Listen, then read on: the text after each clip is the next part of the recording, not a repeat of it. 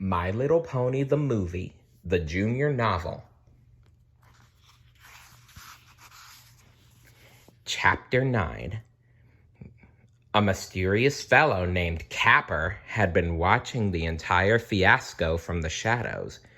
The lanky golden-colored cat slunk around in his shabby deep red duster coat. His shocking green eyes and the curl of purple fur on the top of his head made him stand out in a crowd. When he wanted to, that was. And luckily for the little ponies, he decided right now was the perfect time to do so. Back up, everyone! Capper leaped into the middle of the crowd, landing gracefully on his hind legs right in front of the scared ponies. Back it up! He extended his arms protectively to the greedy crowd of hooligans and spoke directly to them. Excuse me.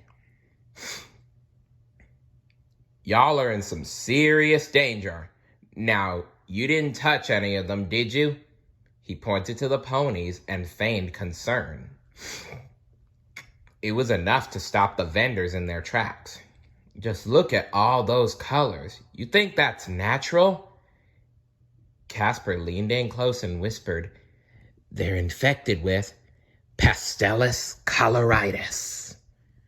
The crowd gasped in horror, even though they had no idea what that was. It just sounded quite serious. Applejack couldn't abide the implication that she and her friends were sick. Why, they were healthy as horses. Healthy as horses. Anyway, she stepped forward in a defensive huff. Now you listen here, fella. Capper shot her a look and covered Applejack's mouth with his tail. Then he slyly dipped his tail into some nearby purple liquid and flung it at the nearest creature. The giant fishman didn't notice. Don't worry, though. Capper waltzed and weaved through the crowd in a dizzying movement. As long as you're not covered in purple splotches, you'll be fine. Capper gasped and pointed at the giant fishman's arms, where the splotches of purple liquid had landed. Uh-oh. What do I do? The fishman cried in desperation. The other creatures started to slowly back away from him. Enjoy your last moments, Capper smirked, and don't touch anyone, because parts will fall off. Ah! The crowd screamed, completely forgetting about their pony and dragon prey. Without a second thought, they scrambled to get as far away as possible. Clouds of dust were kicked up in the process, and when they settled a moment later, the only souls left in the vicinity were Capper and the ponies.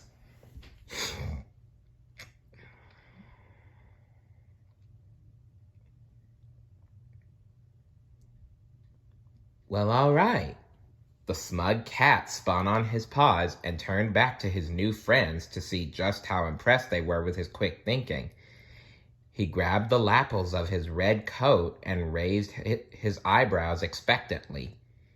You are awesome! Rainbow Dash flew over, her face breaking out into a look of pure admiration. And quite charming. Rarity giggled and blushed, oblivious to Spike's jealous grunt.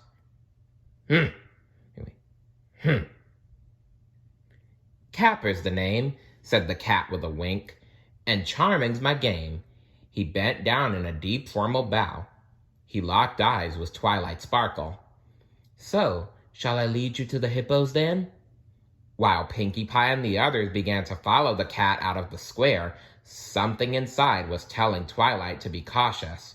She held out her wing in front of Pinkie and hissed, "Wait, I don't know if we should trust him." "We could definitely use a friend out here," Pinkie reminded her. But before Twilight could even consider Pinkie's point, Capper popped in between the two of them. "You know what?" Capper said, voice as smooth as a purr. "Little Cotton Candy Hair is right. This town is not a place for little fillies all alone. We're not alone, Twilight pointed out. She gestured to her friends. We have each other. Capper nodded. Ah, yes, but I know every nook and cranny, every dark twist and corner of this place. You're all actually quite lucky you ran into me. His green eyes glowed with mischief. Applejack cocked her head to the side. So, what are you saying exactly? I'll be the friend you need. Capper smiled and tugged at his ragged coat. Follow me, and I'll lead you to safety. The cat skipped ahead in a nimble fashion and help you find the hippos you seek.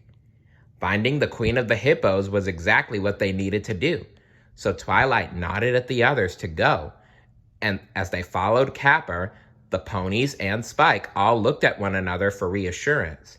Every pony's face seemed a little unsure, except for Pinkie Pie's, but Capper was right.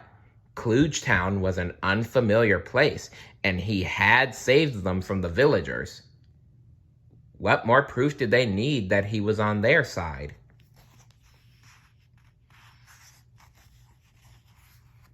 Stay tuned for Chapter 10. See you later. Bye.